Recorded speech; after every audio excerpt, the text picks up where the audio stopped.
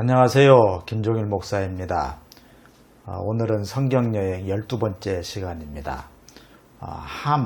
가나안의 저주받음이라고 하는 주제로 말씀을 드리려고 합니다. 이 이야기는 참 까다로운 내용이어서 간단하지는 않습니다.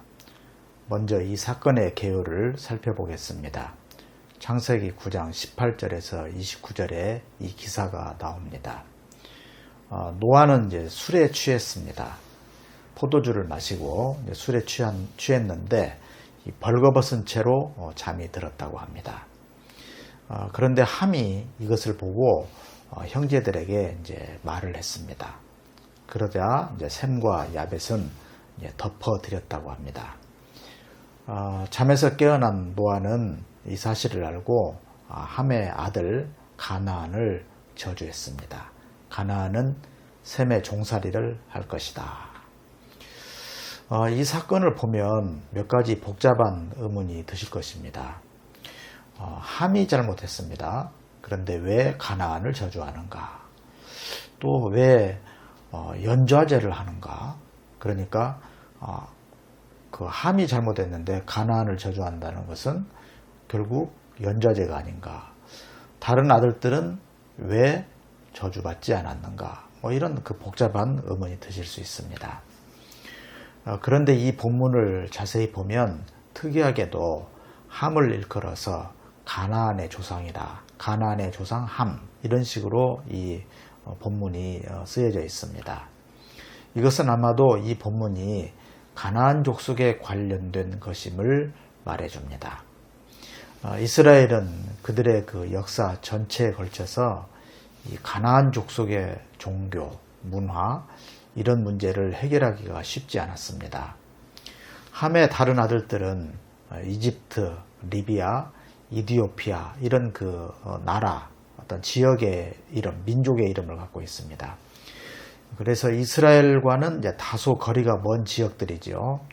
그렇기 때문에 이스라엘에게 직접적인 문제가 되지는 않았습니다.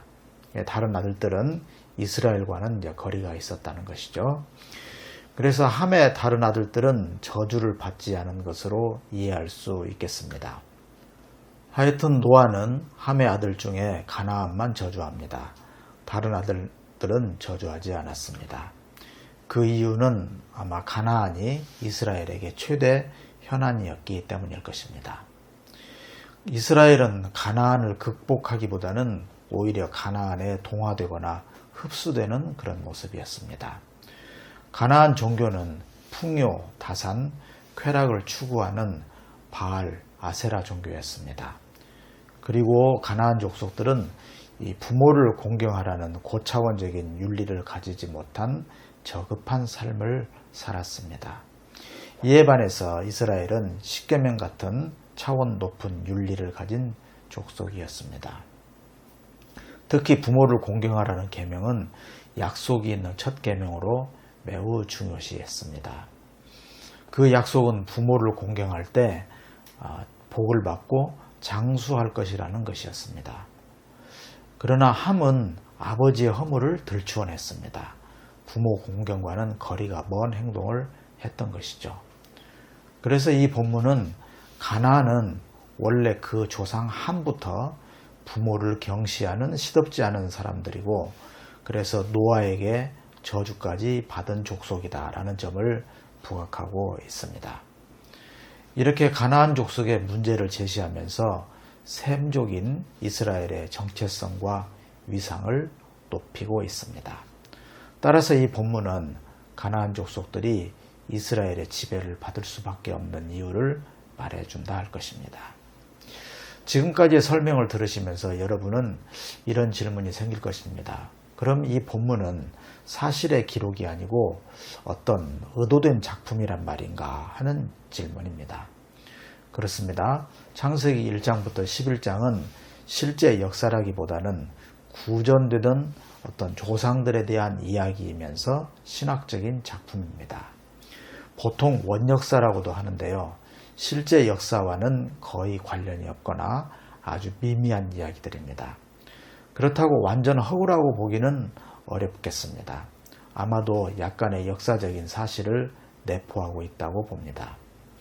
아마 어떤 사건이 있었고 그 사건을 모티브로 이것이 구전되면서 이야기가 완성되었을 것입니다. 따라서 실제로 이 원역사는 역사를 말해주려는 것이 아니고 인간 세상의 심오한 영적 원리를 말해주고 있습니다. 참고로 성경을 깊이 이해하려면 본문은 물론 본문의 맥락을 같이 보아야 합니다. 본문은 반드시 어떤 상황, 배경, 문맥을 가지고 있습니다. 가나안 저주 이야기는 가나안에 대한 이스라엘의 상황이 반영된 본문입니다. 이 점이 중요합니다. 가나안의 저주 이야기는 가나안에 대한 이스라엘의 상황이 반영되었다는 것입니다. 이스라엘 선지자들은 가나안에 동화되거나 복속되지 않으려는 그런 절박함이 있었습니다. 따라서 이 본문은 이러한 맥락을 살피면서 읽어야 합니다. 한편 이 본문과 관련해서 성경은 셈, 야벳, 야벳의 후손들 가운데는 블레셋이나 그리스인도 있었다고 기록합니다.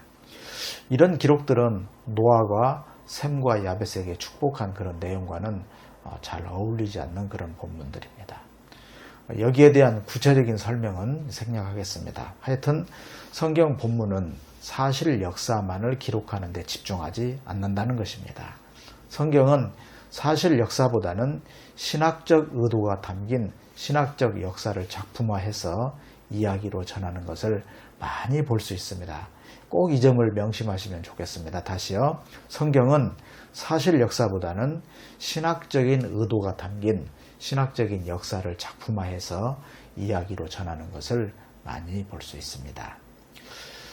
또한 우리는 이 본문에서 또 하나의 중요한 질문을 해볼 수 있습니다. 잘못은 함이 했는데 왜 그 아들 가나안이 저주를 받는 것인가? 이것은 연좌제 아닌가?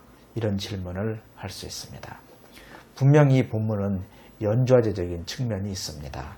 사실 이스라엘은 연좌제적인 관념을 가지고 있었습니다. 아마도 이 본문은 그런 연좌제 관념을 반영했을 것입니다. 부모가 잘못하면 3, 4대까지 화를 입는다는 것은 십계명에도 반영되어 있습니다. 그만큼 죄과의 대물림을 보편적으로 생각해 왔습니다.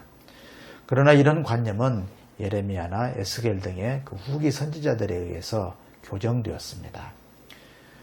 예레미야 31장 29절에 보면 그때에 그들이 말하기를 다시는 아버지가 신포도를 먹었으므로 아들들의 이가 시다 하지 아니하겠고 신포도를 먹는 자마다 그의 이가 신 것 같이 누구나 자기의 죄악으로 말미암아 죽으리라. 이 말씀은 부모의 죄가로 자손이 벌을 받는 것이 아니라는 것을 분명히 해줍니다. 역시 에스겔도 같은 의미의 말씀을 전하고 있는데요. 너희가 이스라엘 땅에 관한 속담에 이르기를 아버지가 신포도를 먹었으므로 그의 아들의 이가 시다고 하면 어찌 됨이냐. 모든 영혼이 다 내게 속한지라.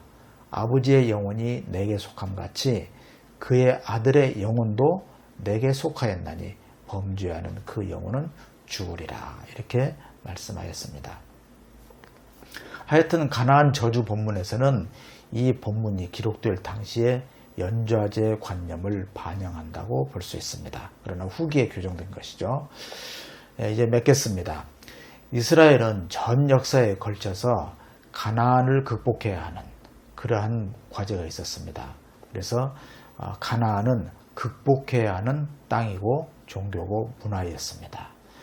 가나안의 조상 함의 저주 본문은 이스라엘이 가나안에 동화되지 않고 가나안을 극복하기 위한 근거를 제시하는 그런 본문으로 이해하면 좋겠습니다. 네, 지금까지 이 가나안의 조상 함의 저주 본문에 대해서 살펴보았습니다. 시청해 주셔서 감사합니다. 다음에 또 뵙겠습니다. 안녕히 계십시오.